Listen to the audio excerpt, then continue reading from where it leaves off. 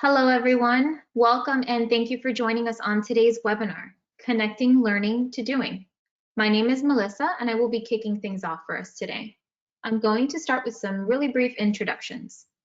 Our presenters today are David Wentworth, Principal Learning Analyst at Brandon Hall Group, and Bob Szostak, Director of Business Development at Vertex Professional Services.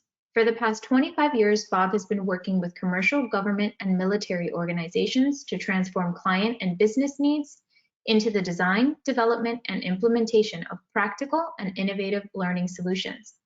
With client partners, he has designed and delivered enduring learning solutions that reach over 1 million learners every year. A certified professional training manager, CPTM, Bob leads client relationship and solution development and market presence for Vertex Professional Services. Now, I would like to extend a thank you to Vertex for sponsoring today's webinar. Vertex Professional Services, VPS, is a global provider of managed learning solutions for commercial, government, and military customers. They create enduring learning solutions that work with their clients' ecosystem, infrastructure, and budget. Formerly known as Raytheon Professional Services, their DNA lies in applying sophisticated tools and methodologies and creating data-driven, innovative learning solutions to accelerate people and business performance. Now, for those of you that aren't familiar with Brandon Hall Group, we are a research and analyst firm that empowers excellence in organizations around the world through our research and tools. A quick mention that we currently have several certification programs open for enrollment, including our Certified Learning Strategist program. You can visit certification.brandonhall.com for more information. Your participation in our surveys is one of the most crucial components of our research. So if you have a few minutes to spare and see any topics that you'd like to take a survey for, it's always greatly appreciated. Links will be available in your handout, or you can always visit our main website, brandonhall.com, and click on Open Surveys for the latest list. All participants do receive a piece of complimentary research once the results have been analyzed. And finally, a few logistics. To ask us questions today, please use the questions panel on your control bar. Today's presentation is being recorded. The recording and the slides will be provided to everyone via email within 24 hours of the conclusion of today's presentation. And lastly, if you would like to download a copy of today's presentation instantly, you may do so by clicking the file available in the handout section on your control panel. And without any further delay, let's dive right in. Thanks so much, Melissa. And I want to make sure that folks familiarize yourselves with the question box. If you haven't been on the webinar with us previously, I really hope you take advantage of that. Bob and I are going to try to have a pretty lively discussion between the two of us today, and honestly, your input makes that discussion that much better. So any questions that you might have, go ahead and put them in that question box. We're going to keep an eye on that and really try to have that discussion happen in real time, answer the questions that are relevant and make sense. We'll try to catch up with any what we missed at the end as well, but please feel free to share your thoughts in that question box. It doesn't even have to be a question. If you just have some insights or want to share some experience from your own organization, please feel free to do that with the question box. And as Melissa mentioned, I am the head of the learning research practice here at Brandon Hall Group. So I spent an awful lot of time looking into this topic about turning learning into action. And I wanted to give Bob an opportunity. I think the intro that Melissa gave gives you a pretty good understanding of where Bob's coming from and what his credentials are. But Bob, just tell us a little bit more about the reason why we decided to talk about this particular topic today about connecting learning to doing. Yeah, thanks, David. And try not to read off the slide here, but this kind of highlights that every year we work with a broad array of clients across many different domains. So much like the folks in Brandon Hall, we're in a great position to see trends and we call transcendent learning issues and opportunities. And certainly knowing into doing, the knowing during loop, doing loop is at the forefront of that. And I imagine most folks on the call, like myself, your inbox is filled on a regular basis with things that relate to this topic. And certainly one thing that we've learned is while there's no one size fits all solution for how an organization should tackle this, there's a continued focus and interest and indicating that it continues to be a real priority. So we thought this would be a great opportunity to continue that discussion, look where we can take it next, find out what folks have been doing to make it work for them, share a little bit about the research and what we've been doing with clients as well. And yeah, so that was really the basis. So with that, David, I'll turn it back to you to kind of set the foundation for the discussion. Yeah, no, I appreciate that. And so yeah, this to me, this topic, it's obviously relatively broad, and there's a lot of different ways to tackle this. And I thought the way I wanted to approach it is sort of two-pronged. And the first part to me is, the idea of turning learning into doing. A big piece of that, and was we've seen in the research and talking to organizations, is that bringing the doing part into the learning part, right? If you want to turn your learning into actual action, performance, behaviors, those things, well, we need to bring that into the learning experience. We can't expect them to be completely separate things where here's the information you need, now go do these things, which is probably been the traditional way that learning has been handled in the majority of the cases.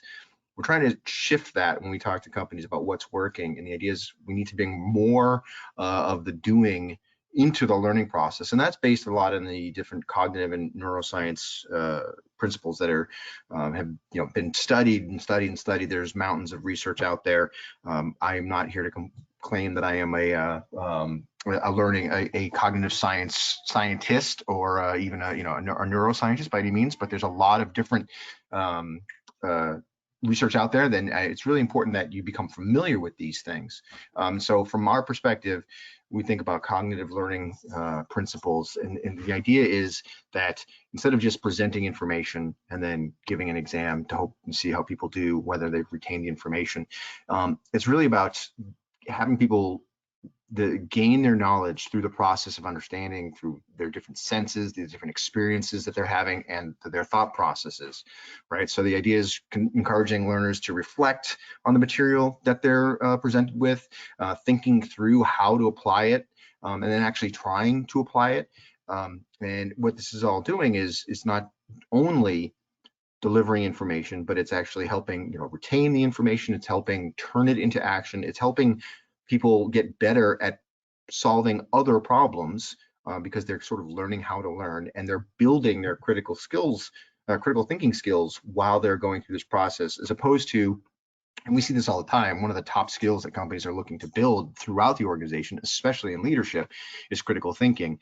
And the idea that you can simply present somebody with a class on critical thinking or a video or some sort of course, and that they're going to become a critical thinker is crazy, right? You have to be able to practice this stuff, to put it to use. And so that goes a long way to not only learning the skill at hand, but work coming at it from this perspective helps them develop those critical thinking skills and make them even better. And the continuation of that, right, is just to stretch it out. When we look at our research, we asked organizations, is your learning approach putting you in a good position to develop the skills your organization needs for the future of work? And we looked at the organizations that said, yes, our current approach is doing that. We are in a good position. And try to compare those to those organizations that say maybe that they're not in such a great position for the future of work. And the companies that do say they're prepared, 80% of them consider these neuroscience and cognitive learning principles to be either highly important or critical, versus 65% of the unprepared organizations. So on the one hand, you see that obviously there's a correlation with these organizations that are doing a better job of developing the skills they'll need, that they have a better understanding of these elements, but that even the unprepared organizations at 65% show that there is a broad understanding that these things are important or critical. And so, having looked at the research and try to walk through this, Bob, just, when you think about when you start to work with companies, I know that a lot of the work that an organization like yours puts in, comes from this kind of perspective, right? You're not just coming in and working with clients and, delivering content. You're helping them think through their learning strategies and their learning experiences. And, I want to hear sort of your perspective on these concepts and how you incorporate them. Yeah, no, I think that's exactly right. For us, it really does get back to the science of learning, which is a phrase we've been using, for decades now, even before neurocognitive and cognitive science came into more of a vogue as a learning topic. It's really about the design for engagement and reinforcement of learning, and focusing on that up front. A lot of times, when we talk about the space learning below, what we find when we start working with organizations is there's oftentimes reinforcement, but it's not necessarily planned or space to optimize learning or application. And it's really about being patient and working with the design up front to design that learning journey, learner experience to get the benefits for the organization. And it is about doing as much as you can from an application standpoint. You talk about practice reinforcement, making things real in the personalization area. It's not an or thing, or it's not a, first I learn, then I do. It's about the application in real time as it makes most sense for the learner. Yeah, I think that definitely nails it on the head there. So let's get into a little bit about this actually. Okay, what is learning by doing? Incorporating that practice, that application into the learning. And so for here, what I wanted to do is ask the group: does your organization provide this? Do you provide opportunities to practice skills and or apply knowledge as part of the learning program? So I'm going to launch a poll that should pop up for you. And so maybe you're not doing it at all, or maybe it's happening, but it's not happening actually through official learning channels. Like maybe there is some learning by doing, but that you're observing, but it isn't actually baked into the programs. Or your organization is doing it, but you'd like to do it more. And of course, the last one there is pretty broad, that yes, you're doing it. It doesn't necessarily mean it's for every single thing, but you're doing it in those cases where it seems to make the most sense. Again, just like any other principles that we talk about from a learning perspective, this isn't 100% applicable in all circumstances, right? It's about when does it make the most sense, how do we do it, and how do we align it with what the behavior or the knowledge that we're trying to impart is, who the audience is, and making sure everything matches and fits together. So let's just give a couple more seconds here so we can get a decent representation of the group. And I'll just actually, while we're letting people vote here, Bob, if you don't mind me asking you a question, when clients do come to you, and now granted, because it's sort of a self-selected group because they're coming to you because they need help with their learning delivery and their learning strategy, but what would you say is these companies, like the makeup, are they typically already thinking like this, or do you often see that the companies that are coming to you, that this isn't happening yet, these opportunities to practice? Yeah, David, I if I had to answer this, I'd say it's sometimes, but not enough. If you asked me 10 years ago, I would have put it into not at all or not officially, but this has been such a prevalent push that almost organizations are trying to do something, but it may not be something that's necessarily planful or integrated to best reinforce learning or optimize the learning experience. Right. So let's take a look at the group here today, and I think that bears out what you just said, right? The biggest group, 52%, so more than half, sometimes, but not enough, which is great. I think that to show that there is clearly movement in this direction, which I think you don't have to go back too far when there really wasn't baked into many learning programs for a lot of reasons. Some of it is just that companies don't have the technology to set something like that up. It just wasn't the way that their learning processes or their content was being created. But I think this is great. Plus 31% yes, whenever it makes sense. So we've got a large percentage of folks on the line that are putting this into practice, if I guess I could borrow a phrase there. But that's great to see, for sure.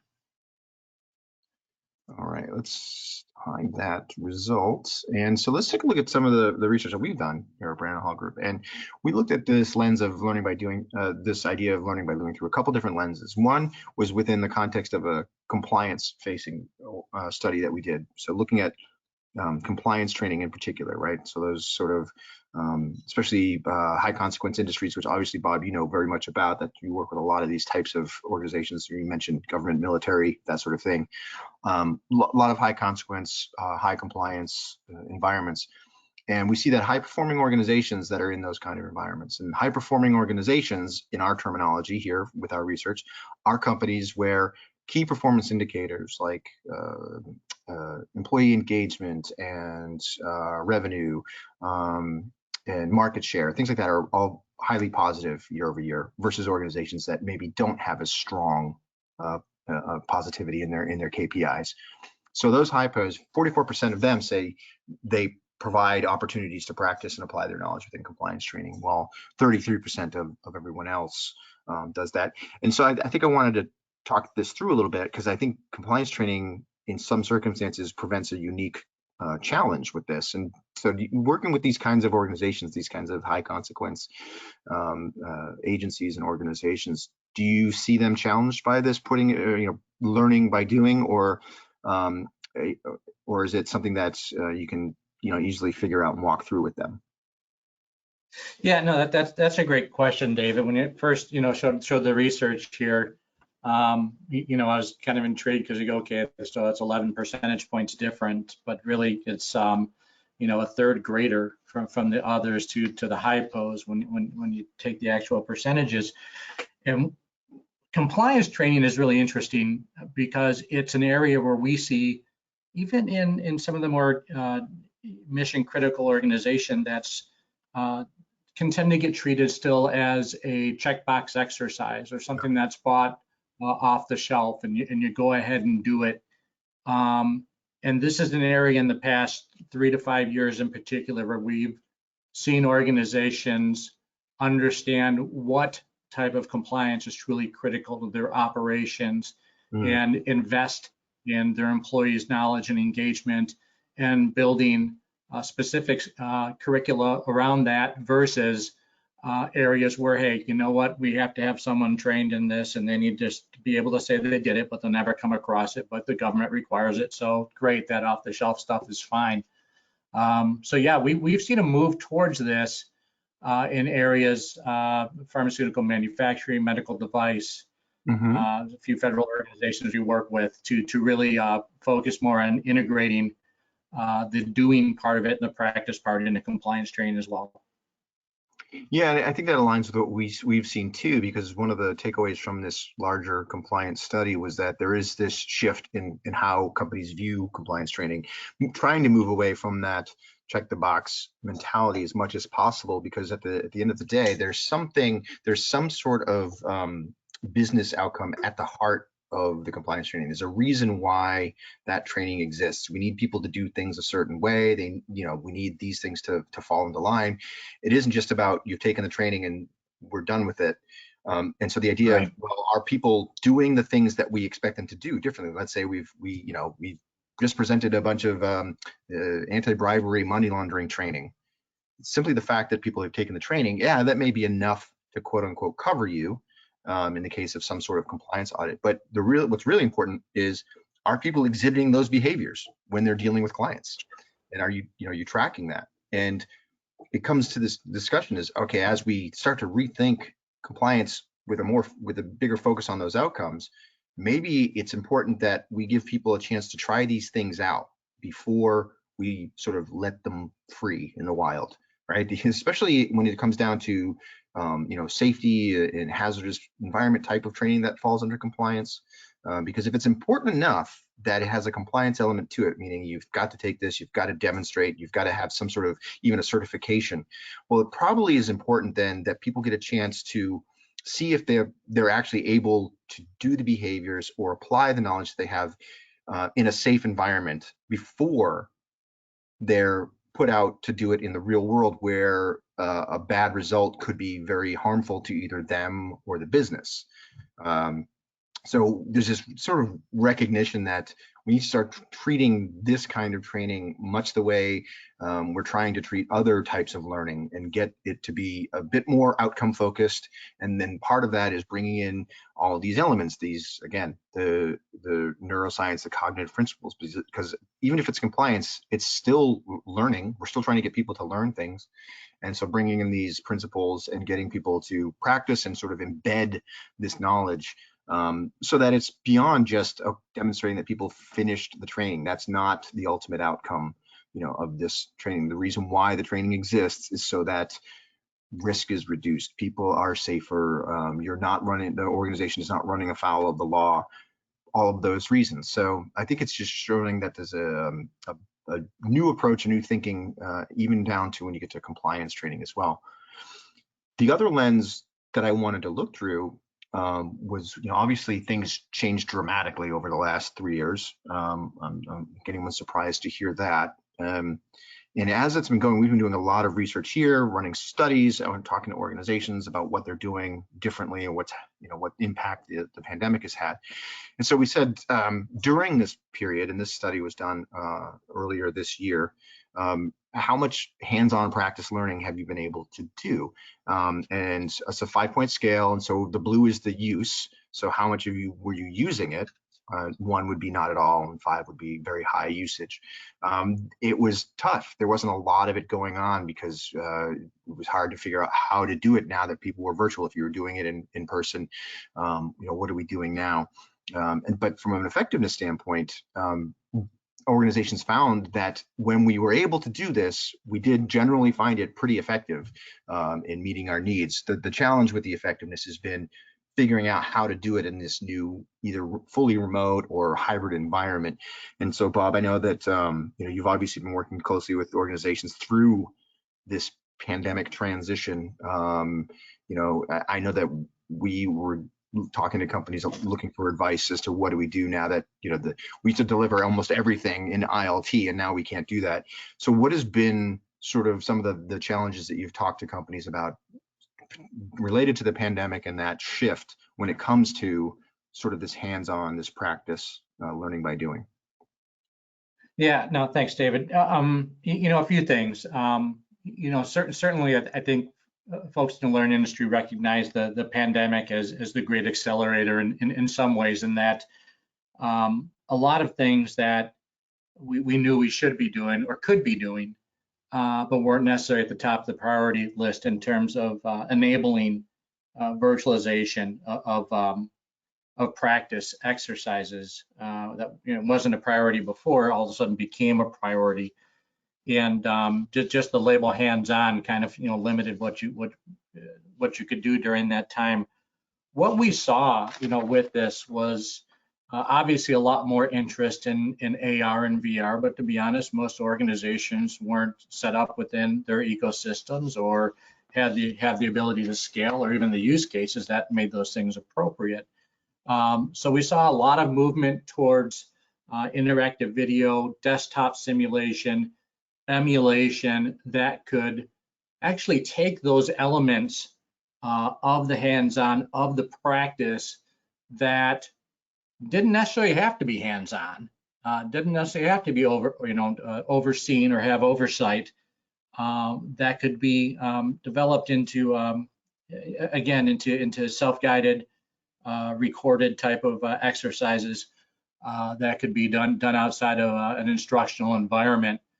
So we did see a great amount of movement to that, and I don't think those organizations are going back to putting those things into the hands-on piece, even when those elements are now we're able to do those a little bit more, and that's great, because that's very efficient, that's very practical, that's great design, and again, the pandemic just enabled us to push that agenda forward a little bit.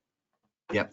Yeah, it's always been tough to talk about as a positive. It's hard to talk about things that are positive coming out of this environment, but there are these sort of unintended consequences where things it really has driven forward this idea of the digital transformation of learning, out of necessity. But ultimately, I think it's going to be a good thing for just at least this particular slice of life. And we've also seen that a lot. This idea that so many things that organizations had thought for the longest time were impossible to do in some other environment, and this is the way we have to do it because it's just too hands-on, it's too complex. When they're forced to rethink it, suddenly they realize, okay, we can do this. And then it turns out in a lot of cases, and we talked to a lot of organizations too, that this new approach actually turned out to be better. And they say, oh, this really does work. And we're going to, this thing that we've done, we put in place, we're going to build on that and continue to move forward instead of using it as, well, this is just going to fill the gap till we go back to doing things the way we were doing it. And we see that time and time again, so that, I think any organization that's looking at some particular training module or some area of their learning environment where they say, well, we've done it this way and we can't do it any other way for all these other reasons, you can really take a look at that and think maybe there is a way to do it differently. We've just had tons and tons of different conversations with organizations that have discovered this because they've had to. I think so. One of the last things I want to share from this specific perspective of bringing the doing into the learning. We in one of our studies we asked companies if their learning approach. Earlier I mentioned talking about whether or not their learning approach was preparing them for the future. Well, this particular cut is about organizations who say that their learning approach is having a positive impact on specific outcomes like time to productivity, employee engagement, individual performance, things like that. And we took a look at how those organizations were delivering learning. So among those organizations that say, yes, our approach is having that strong positive impact on these specific outcomes, what we've found is that those companies, and they're marked here as high impact, are far more likely to provide methods to reinforce the learning and opportunities to practice and apply knowledge than those companies where learning is not having a strong positive impact on those outcomes. So that's the correlation there, is this, these organizations where learning is actually doing that, it's actually moving the needle on specific outcomes. You're much more likely to see that companies have this, that learners have an opportunity to practice and reinforce the learning. And Bob, I don't think you would advise this to organizations if you didn't think it worked. And I think you've seen in your experience, this kind of impact as well.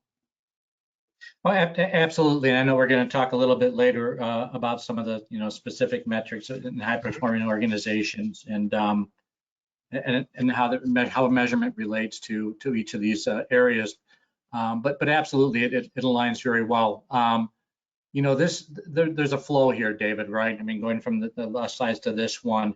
In terms of reinforcing learning concepts, give an example of some of the things that have changed, or an example of change that came through a 3-letter agency we work with, where they still have a simulator that costs literally tens of thousands of dollars to run every hour, because the amount of people and the cost of the equipment itself it takes to run it.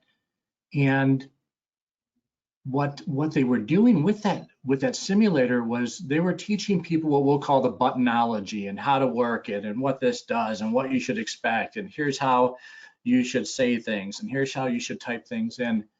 And by being able, like you said, through the pandemic, to re-examine that whole concept of how that simulation should work and run, and move those elements further upstream so people could practice and become proficient with them before they got to that element of learning.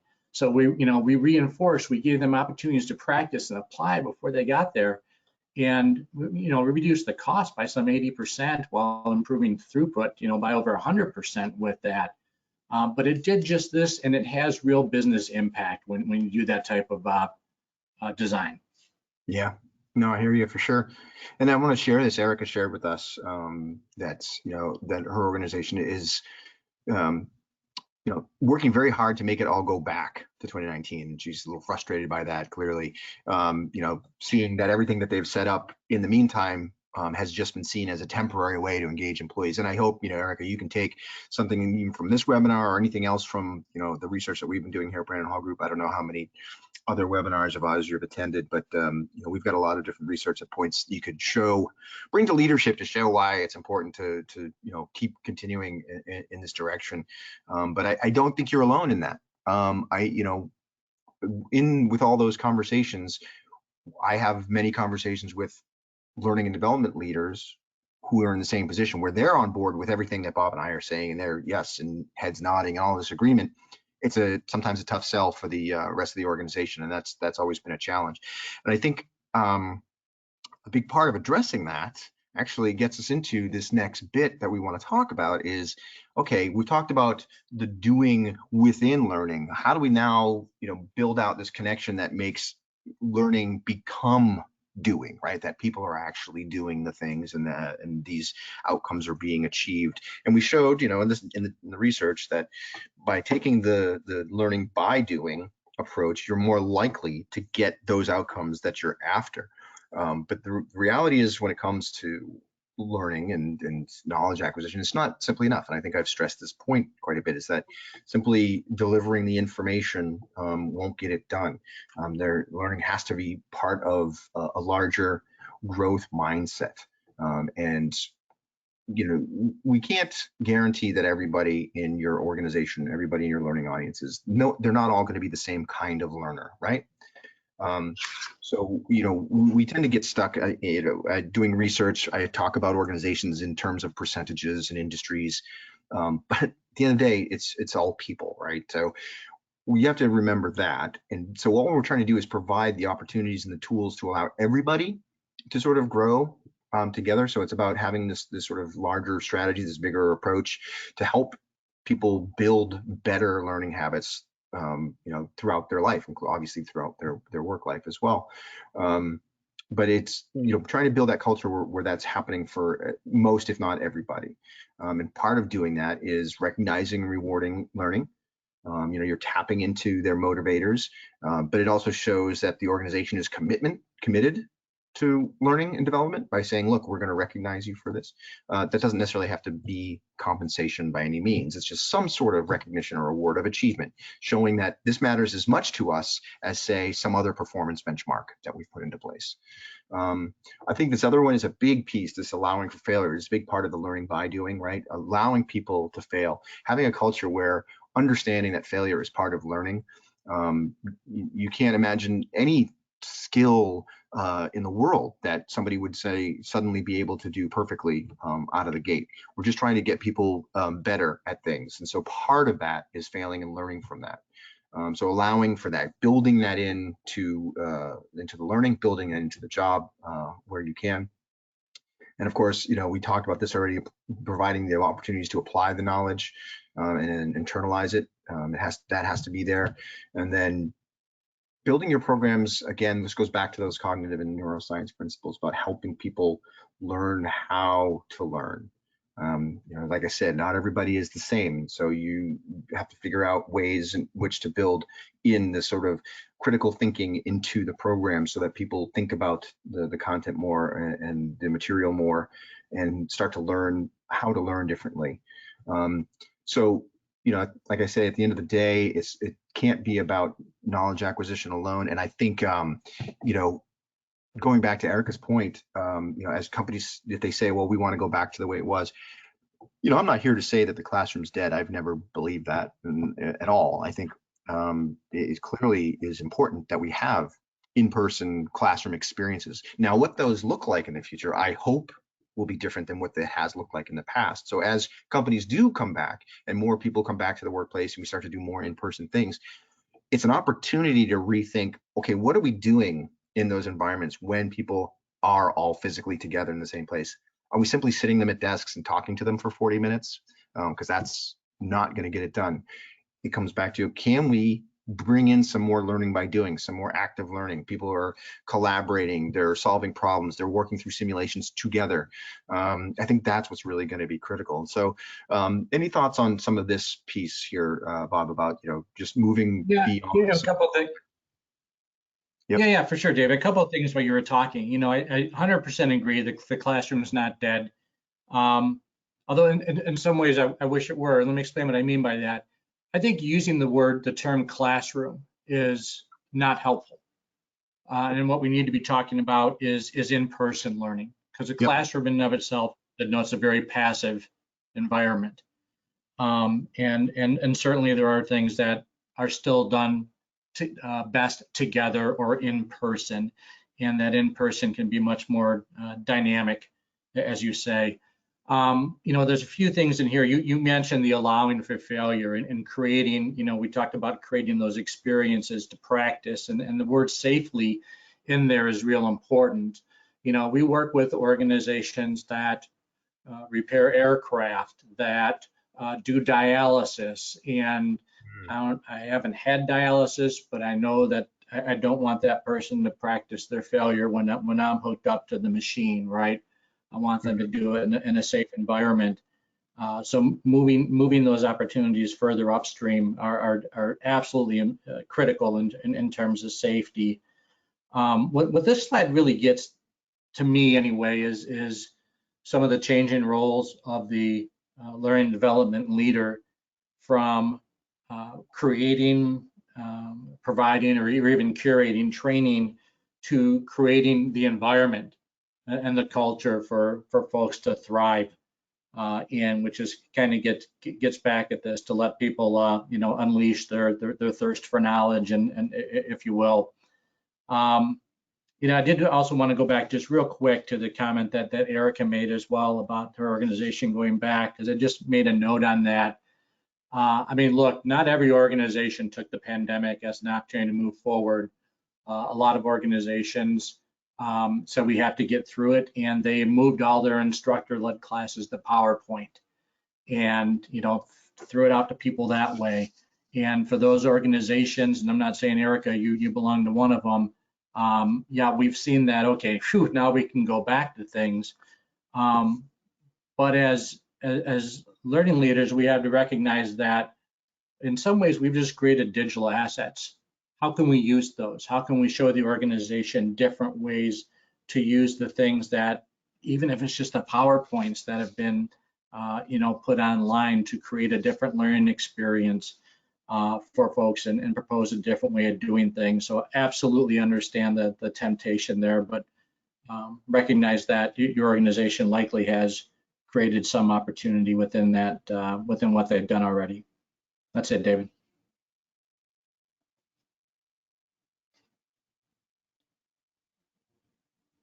Oh, David, did I lose you? We might have lost him. Let me just check.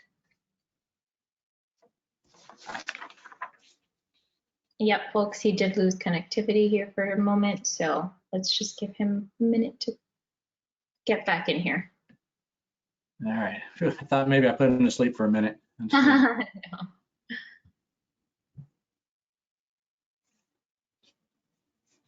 Yeah, I don't know where everybody else is on the call. We were talking a little bit before this. I think Melissa, you're down south in Florida, and I'm up in Michigan. We've both been just experiencing a lot of storms this last few days. Yes, we're down in South Florida, and the storms have definitely been rolling through here this summer. Yeah. All right, he's logging back in now, so we should have him back shortly.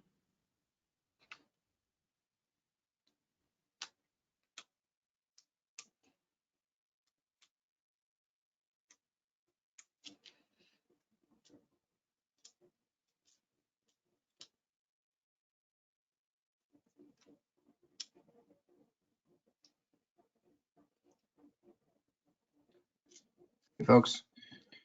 Sorry about that. David, back. Awesome. Very good. All right. Thanks for pulling that up for me while I was out. Sorry about that, folks. Just had a computer issue. So anyway, yeah, I wanted to actually, since we're still on the slide here of the knowledge acquisition, I wanted to bring up another point that Erica had made for us. Let me bring this up for you. But you know, she was asking actually, Bob, if we would talk more about that last bullet, right? Just learning how to learn. Because, you know, for frontline or field workers who are mobile competent, but, you know, maybe technology phobic, and maybe not being given enough time to learn. Just curious what your thoughts around that are, if you have any thoughts on that as I bring up my deck. Oh, there it is. Okay.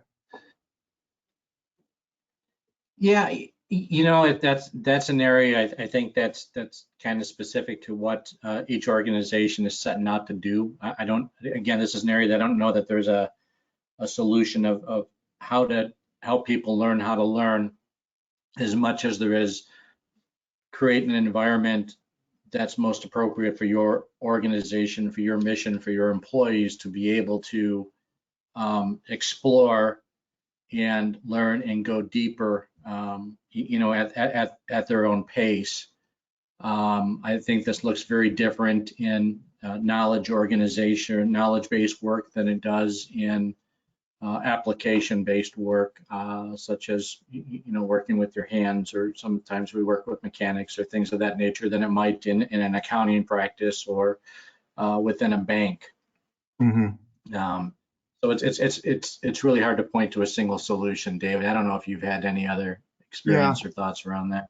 Well, I think, in terms of Erica's question specifically, the fact that that they're relatively mobile competent, I think, is a key point. Where we're talking about deskless workers, folks out on the front line or on the shop floor or whatever it happens to be, taking advantage of that as much as possible. But building that in again into the workflow, because that's some of the challenges there with deskless workers is, when are we going to have them engage with learning? Is it a specific time? Do they stop? If it's a retail, do they go into an office where there's a computer that they can share? Like, what does that look like? And there's a lot of different variables. Like, as Bob said, it's relatively dependent on each organization, because it may be hourly workers that you're talking about, and so training hours have to be specifically scheduled.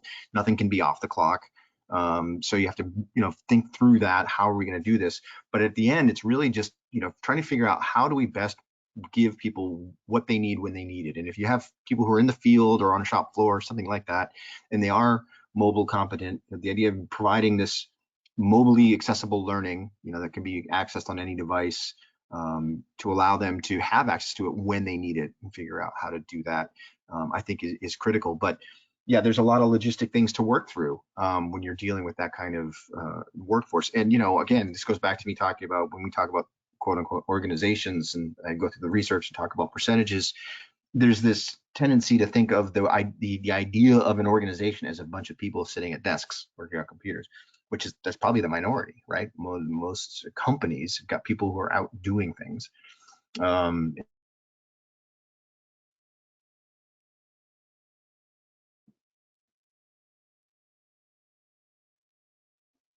Did we lose David again? I think we did. David, can you hear us?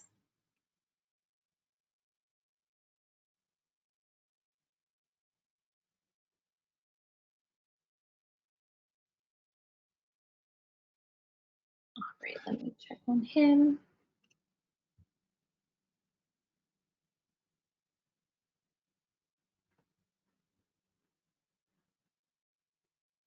Sorry about that, folks.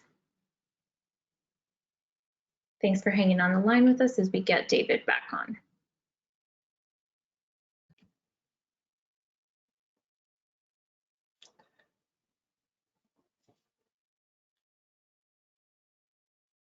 And while we're waiting for David, and what I'll say in response further to Erica, to your question is, it's difficult to answer without certainly understanding more. As a follow-up to this, if you wanted to contact me or anybody else that have questions, I promise not to hard sell our services, but I'd be happy just to learn more about your specific case and share what I can that's useful from our experience.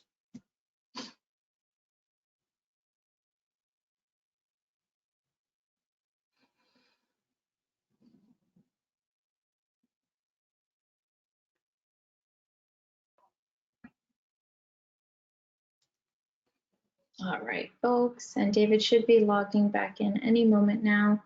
We do have just a couple of more slides to get through. So again, we appreciate you hanging on the line with us until we can wrap things up for today's discussion.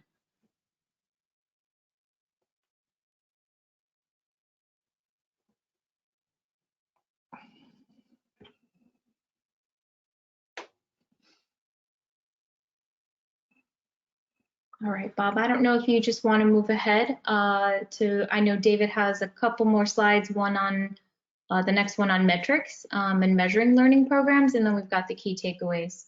So I don't know if you just want to move forward until we can get him back on the line. Yeah, Yep. sure, that's fine. Oh, David, you're back. Yeah. Okay. I don't know if you were ready not to jump into the next sort of, extension of this idea of, the doing, turning learning into doing. So we talked about how knowledge acquisition isn't enough. To that end, what we've seen from companies that, again, going back to high performing organizations, their KPIs are strong and positive versus others. Their high performers are much more likely to focus on outcomes as a measurement of their learning than other organizations who maybe aren't having a strong KPI performance. And so I've broken up some of these things here. You look as these items on the left are the metrics that companies may or may not use to measure their learning programs. And we asked companies, to what degree do you use them? And so these are the percentages of companies that say we use these particular metrics regularly or all the time, consistently to measure our learning. Now, these red ones are what I would think of as more knowledge transfer, knowledge acquisition types of metrics, right? Completion rates, we finished the program, or compliance requirements. We've checked all the boxes on compliance. We delivered X number of hours. We've hit this certification level. And you can see that the distance between the high performing organizations and the others isn't that huge. In fact, for something like compliance requirements, it's higher with the others. Meaning that there's a little bit more of a reliance on those things from a knowledge acquisition standpoint. But then when we look at things that I would consider to be more outcome based, right, the doing, the green, we see much wider gaps. Achieving business outcomes as a measurement of learning, 73% versus 28%, massive gap there. Your performance reviews, are people doing the things that we hoped that they would do better, different, smart, strong, whatever it is? Are they doing those things? And we measure that through a performance review. That's a reflection on whether or not our learning is having an impact. What's going on in these coaching and mentoring interactions? Do other coaches and mentors seeing that things are changing, that behaviors are changing? Same thing with managers. Are they seeing these things happen? So when you start to look at things that are much more outcome focused, you start to see the separation of companies who seem to have it together, right? They're high performing.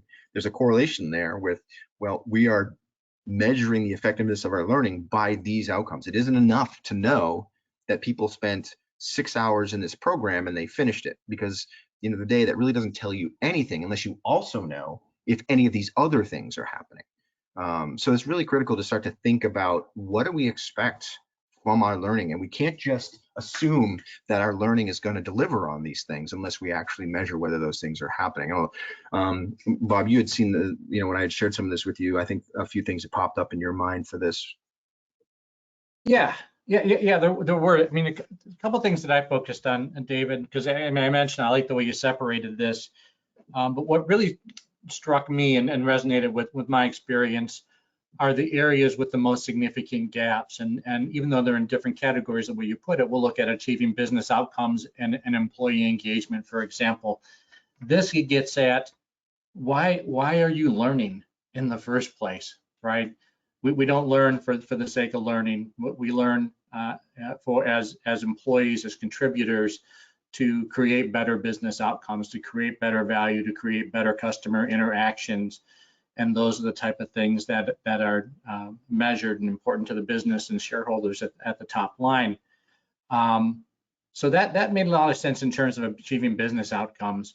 What I was really happy to see was the employee engagement one and the gap within there, because employee engagement has been a swirl, I'll say, for the last 7 years in particular of what that means. And it's everything from the, hey, we got to, treat people like they're watching Sesame Street and change the topics every 30 seconds and try and engage them to make sure they have deep, meaningful learning experience and can go off and, hit their alpha and beta waves in their brain and things like that.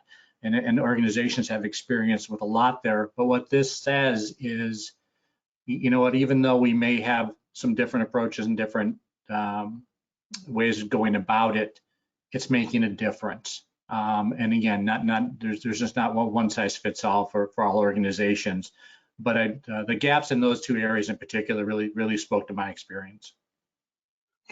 Yeah, and it's just, that's the thing. You can think of any learning program that might exist in your organization. I mean, we go back to when we were talking about compliance, and so often organizations look at it as just some sort of exercise, like, well, we have to do this. But even if you think about the most mundane compliance-based training program, there's a reason it exists. We want things to happen differently. We want things to be safer. It isn't enough that we've taken it's not enough that you've taken the forklift driving course. It's, are we not crashing into each other in the warehouse, right? That's, are we actually behaving in the way that we hope that it would happen?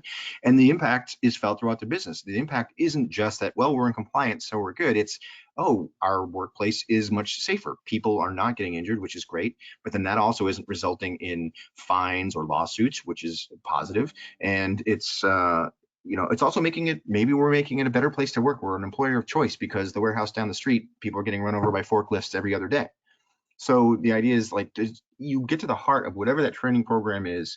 It exists for reasons beyond simply delivering it. And the other part of it is, I place some of the blame at the feet of L&D teams themselves, in that, and it's partly because we just all get locked up in what we're doing day in and day out, right? There's a grind and we have a lot to do in front of us. It's hard to think big picture. But what ends up happening is L&D teams seem to think that, well, we've got all the right thinking, we've thought this through, we've got good technology. So if we build this program and deliver it, by definition, it's doing the things we want it to do. All we have to do is get people through it. So we're going to focus on adoption, getting people into the program, and completion, getting people to finish it. And once we get to that point, mission accomplished, because the very fact that it exists means these things will happen. And we just know from reality that that's not the case. We have to figure out, are those things really happening? If they aren't, why not? And how do we fix that? And how do we get a better handle on that? Yeah, well put. Yeah. So if we take a look, I think we're just going to sort of wrap up and get some questions in here. These, I think, are things that we've talked through as we've gone, about the idea of putting the practice into the learning, and so get doing into learning so that learning can turn into doing. I think is what's really key here. And so you can see these takeaways. I think it's more important that we just continue the discussion. So I have this one question I'm going to ask here, but Bob, looking at these takeaways, anything you want to add from a parting thought before we answer some of these questions? I just, what I'd say about this slide, David, is the variety of engagements. It's not just practice and application within curriculum. It's coaching, mentoring. It's taking advantage of all of the opportunities that your ecosystem or allows, and what's the most appropriate for your employee organization. And again, that gets back to starting with the design of a good learning journey, learning experience. Yeah, absolutely. Thanks for that. And so looking at the questions, I think there's a great question here from Igor, is asking, how do we help managers understand better their role and be an active part of their team learning, as opposed to just sending staff to compliance? And it was a great question. I love this because this is something that I talk about a lot, is that manager is sort of that missing piece in the learning experience for so many organizations. They miss this part. It's a blind spot for organizations. When they think of managers and they think of learning, they start to think leadership development and how do we deliver programs to help managers be better managers. But the reality is, in this type of learning environment that we are talking about, this more sort of flow of work, being able to practice and apply knowledge, the manager has to play a huge role in that, because as a manager, no one understands better the workflow of their teams than the managers, right? They know what people are doing and when and where. They also understand, what does practice look like, right? The manager is the one that knows what the job should look like, how it should be performed, what behavior should be exhibited. We're the ones that are keeping track of that. So we're the ones that should be helping define how people practice that. And it's missing a lot. And sometimes it's seen as, well, it's such a big ask. Managers are so busy, they don't have time to get involved in this. But it's changing that mindset, that, again, going back to that growth mindset of, look, we're trying to help your teams get better and grow and do the things we want them to do. This is all part of it. And in the end, it's going to help the managers because their teams are going to perform better because they've got these experiences under their belt. So I think that's a great question. Now, the first part of the question, how do we help managers better understand their role? I think is having the conversation that I'm having right now and start to talk about it in that way. Come to the business leaders and explain how critical and pivotal manager's role is in this. I didn't have it in this particular deck. It is some of the research we've done around those companies that say they're having a strong impact. They do say that managers play a stronger role in learning. So very important to consider that. And Bob, is that something that you factor into some of the frameworks when you work with companies? Yeah, it is, David. One thing I'd add to what you said is one of the root things that we see in organizations where that is an issue is often a misalignment within the performance evaluation process and learning itself, or what the goals are. So if we're actually training people, providing them learning to move the business forward, their goals should lead towards that. I'm a manager myself. I know my goals and success is dependent on how my team performs, and the organization relies on me to make sure those things are done appropriately, and I roll up to somebody else. Obviously, there has to be that alignment between the business objectives and learning and performance. So oftentimes that's a place to check as well if in fact people aren't seeing the connection there. Right, absolutely. All right, so we've coming up here on the hour, and I just wanted to give people a chance if there's any other questions that folks have. We've managed to answer the questions that came in as they did. If anybody has any other questions that they want to share in these last couple minutes, please do. But I just want to extend a thank you to all of you who attended today and joining in and sharing your thoughts and participating in the poll. We really appreciate the input. Bob, thank you so much for coming and sharing your thoughts and insights and experience with everybody. I think that's been really helpful. And of course, thanks to VPS for providing the hour today as well. So thank you, Bob. And I think we can just let it sit for another minute here in case any other questions come in. But yeah, Bob, any last thoughts? No, I appreciate the opportunity to participate, to be a part of Brendan Hall sharing their knowledge and research with folks, and looking forward, kind of say at the outset of continuing this discussion, because it is important. There's just not a solution we can say, okay, let's do this, and we've got it solved. Yeah, great. All right, then. Well, thanks everybody, and yeah, we hope to hear from you again and see you on another webinar. So until then, thanks. Okay, cheers.